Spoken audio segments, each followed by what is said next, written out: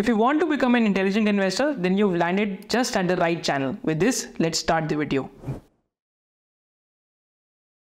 आगे चलते हैं, फिर हेल्थ इंश्योरेंस इंडस्ट्री की बात करते हैं. तो हेल्थ इंश्योरेंस इंडस्ट्री के अंदर और जो प्रॉक्सीज हैं, दीज आर कंपनीज जो इंश्योरर्स हैं, राइट. तो हेल्थ इंश्योरेंस इंडस्ट्री का अगर हम पूरा बेसिकली वैल्यू चेन देखते हैं तो इंश्योरर्स हैं, these are private and general insure like public sector companies.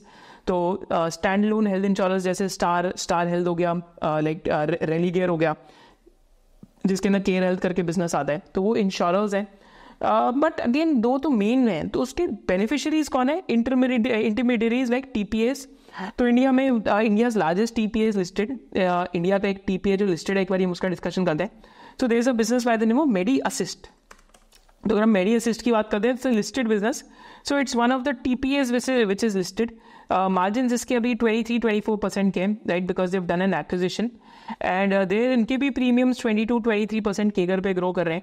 ROE इनका भी 17-20% के आसपास है. एंड टीपीए करता क्या है? थर्ड पार्टी जो एडमिनिस्ट्रेटर होता है, बेसिकली जो भी क्लेम्स की सर्विसेज होती है, एंड में जो भी क्लेम्स का डिसबर्समेंट होता है, that is what a TPA does. तो टीपीए का एग्जैक्ट रोल अगर आप वैल्यू चेन के अंदर समझेंगे, तो टीपीए बेसिकली इज नथिंग बट जैसे कैम्स और वहाँ पे कार्वी थे, which is like an secretary of AMCs. Similarly TPA क्या करता है, जैसे मेडी असिस्ट बीच में, तो they make 3 people meet, that is network, that is patients, hospital, clinic, labs, pharmacies, telehealth. Members कौन है? Group retail policy holders. Then payers कौन है? Insurance companies, central government, employers and groups. So basically this is what a TPA does, कि it is like a platform which insures की आपका जो claim का disbursement है, that happens basically like that happens in a cashless way. This is what a TPA does.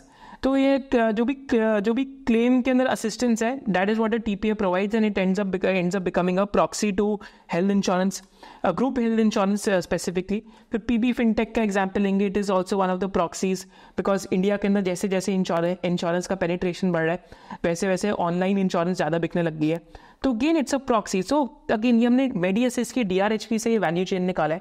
तो मैं आपको क्या सिखा रहा हूँ कि आप कोई भी रिसर्च रिपोर्ट पढ़ते हैं या कोई भी DRHP पढ़ते हैं या कोई भी इन्वेस्टर प्रेजेंटेशन पढ़ते हैं, तो आप वैल्यू चेन जरूर निकालिए, वहाँ से आपको प्रॉक्सीज मिलेंगे. प्रॉक्सीज क्या है? जो एक अंडरलाइन ट्रेंड से बेनिफिट कर रहे हैं, राइट. कि अगर इंडिया में हेल्थ इंश्योरेंस का प्रीमियम 23-25% से बढ़ रहा है, तो इट मीन्स कि ऑनलाइन भी इंश्योरेंस बिक्री होगी. इट मीन्स कि थर्ड पार्टी एडमिनिस्ट्रेटर्स जो ग्रुप इंश्योरेंस के लिए असिस्टेंस करा रहे हैं क्लेम के अंदर, वो भी अच्छा कर रहे हैं.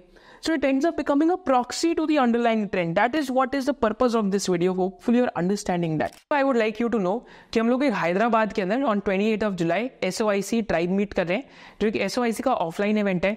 Already I think 70-80% of the seats are sold out. But idea of these events is to meet you in person offline.